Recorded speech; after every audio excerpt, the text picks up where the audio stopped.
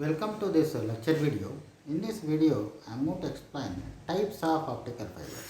So what are the types of optical fibers are there? Now let us go to the contents of this video. So first let us discuss about what is V number and then types of optical fibers.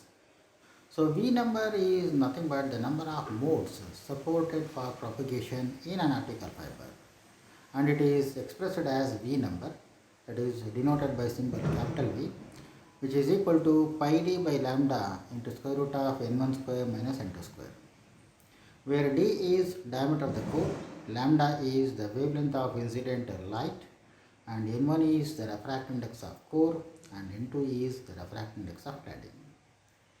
If V is greater than 1, then the number of modes supported by optical fiber is written as V square by 2. So this is what the way of calculating the number of modes supported by optical fiber. So number of modes for propagation in the optical fiber is considered as V number, that is equal to pi d by lambda square root of n1 square minus n2 square, and the number of modes actually supported by the optical fiber is V square by 2.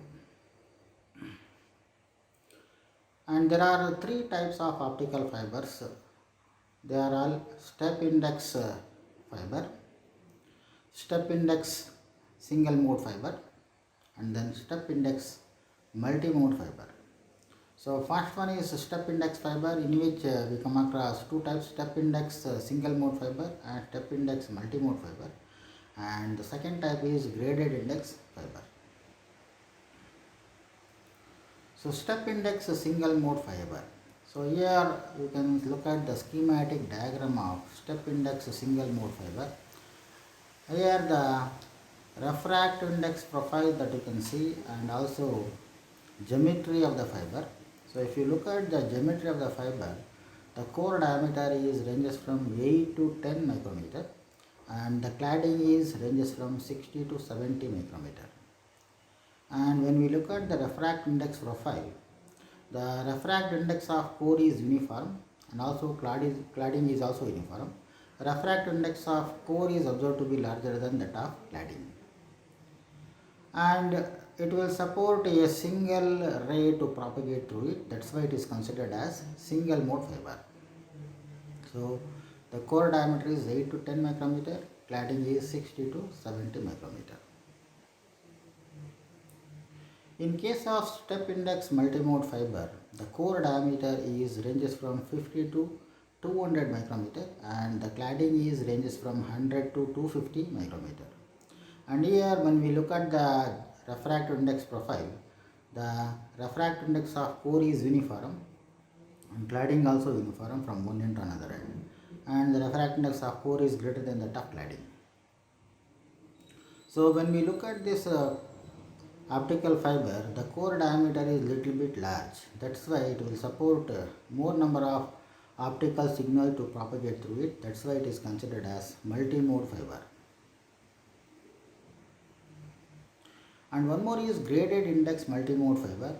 So here when we look at the geometry, the diameter of core is ranges from 50 to 200 micrometer, and that of cladding is ranges from 100 to 250 micrometer.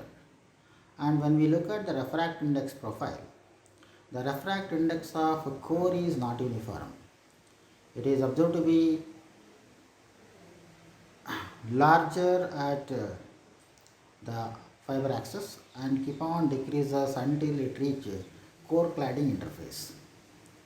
And the refractive index of cladding is observed to be uniform, that is as shown in the picture. When we look at the optical fiber, because of variation in refractive index of core, the light which enters the optical fiber takes a curved path as shown in the picture, because of continuous change in refractive index of core. That is why the light traveling in a curved path, and it will undergo total internal reflection inside the core, and hence the picture will be looking like this, and it will support more number of that is optical signal to propagate. So this is what about graded index multimode fiber. And look at this problem. Calculate the numerical aperture, V number, and number of modes in an optical fiber of core diameter 50 micrometer, and core cladding refractive indices are 1.41 and 1.4 at wavelength 820 nanometer.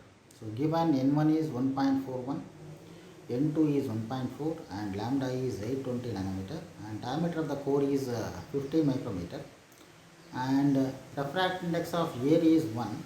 So calculate the numerical aperture V and N.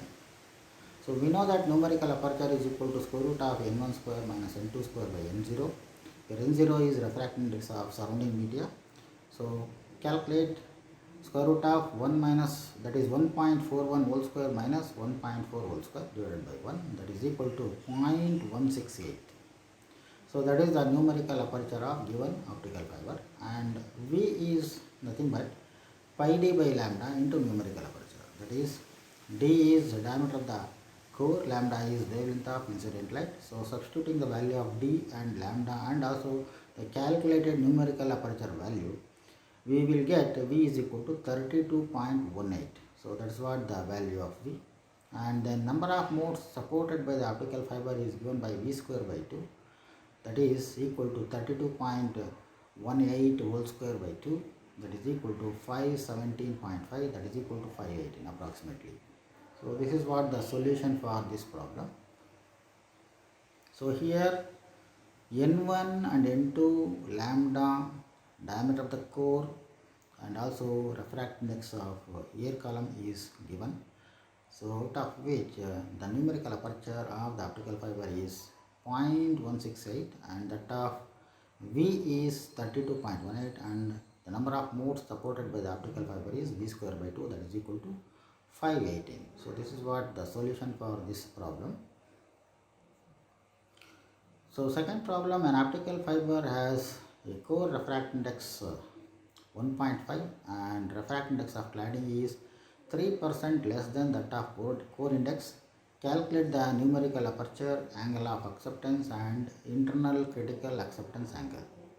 So N1 is 1.5, N2 is 97% of N1, that is equal to 1.455, and N0 is 1. So what is numerical aperture and theta naught and theta c values? So numerical aperture is given by square root of n1 square minus n2 square divided by n0, that is equal to square root of 1.5 whole square minus 1.455 whole square divided by 1. So on simplification, the value of NA is 0.365. And sin theta naught is nothing but numerical aperture, therefore theta naught is given by sin inverse numerical aperture, that is sin inverse of 0.365, that is equal to 21.41 degrees.